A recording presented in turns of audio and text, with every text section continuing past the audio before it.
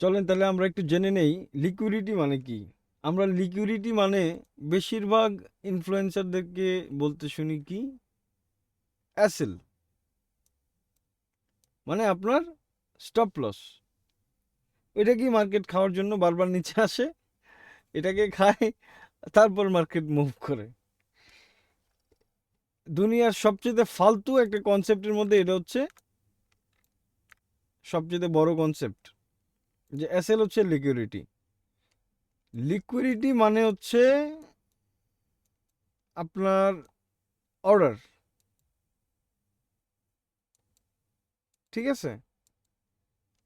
আপনার মার্কেটের অর্ডার, সেটা হতে পারে আপনার এসএল, হতে পারে আপনার টিপি।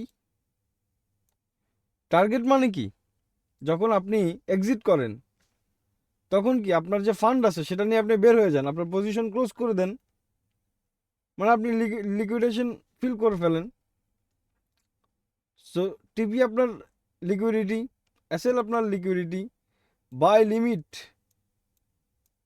হ্যাঁ বাই লিমিট, সেল লিমিট, যখন আপনি কোনো পজিশন ওপেন করতেছেন, লিমিট অর্ডার করতেছেন, সেগুলা কি লিকুইডিটি। আপনার মার্কেটে যে কোনো ধরনের অর্ডারই হচ্ছে কি মার্কেট লিকুইডিটি।